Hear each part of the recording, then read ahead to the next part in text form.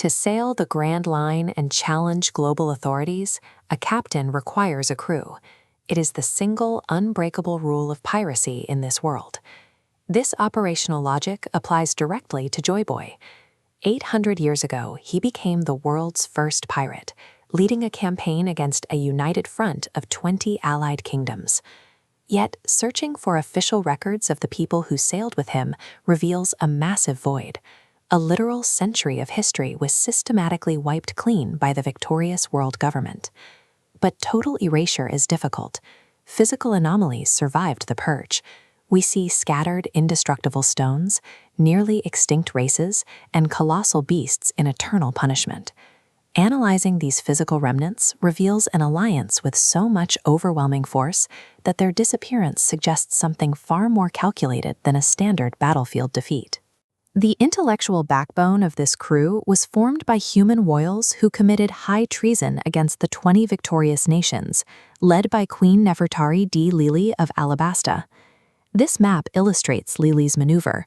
She scattered the indestructible poneglyphs across the globe to hide them. These stones were carved in Wano. Matching their origin points with Lili's trajectories reveals a coordinated effort to secure specific ocean coordinates. This effort included Kozuki Toki, who used a devil fruit to jump 8 centuries forward, specifically to locate the individual who would eventually inherit Joy Boy's mission. Wano's most legendary swordsman, Shimotsuki Ryuma, journeyed with them as the martial protector for this outward-bound faction. This human vanguard operated as a fail-safe system. They secured stones and sent members forward in time to ensure their history survived the defeat. The roster expanded into myth, including Shandorian sky warriors and the original Poseidon, the mermaid princess of Fishman Island. Recruiting Poseidon gave Joy Boy control over an ancient weapon, granting him the power to command the massive sea kings dominating the ocean depths. The world government's current hunt for the winged Lunarians and the giant-blooded buccaneers reveals the final pieces of the crew.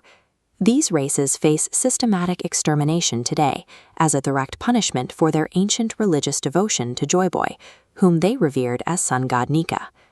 By uniting ancient weapons and entire races of divine worshippers, Joy Boy established a geopolitical superpower that challenged the very foundations of the 20 kingdoms.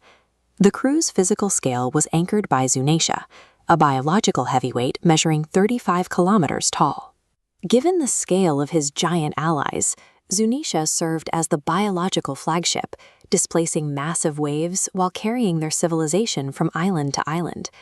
Today, Zunisha wanders the oceans under a curse, an active punishment handed down for a severe, though still unspecified crime committed during the Void Century. We see that same remorse in Emeth, the hyper-advanced Iron Giant.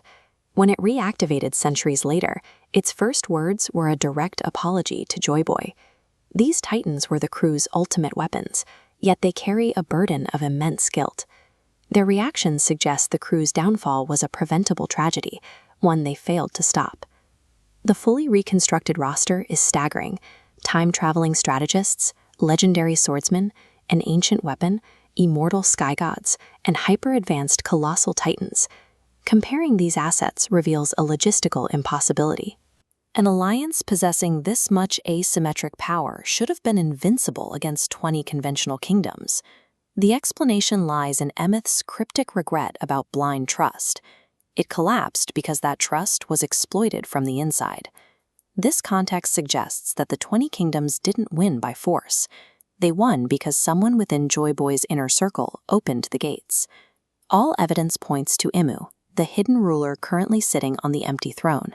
As the only founder of the world government still in power, Imu is the primary beneficiary of that specific collapse. By orchestrating this betrayal, Imu dismantled the world's strongest alliance, seized the power of eternal youth, and rewrote history without opposition. The trauma of this betrayal, the surviving descendants, and the dormant weapons they left behind are the catalysts driving the world's final, impending war today.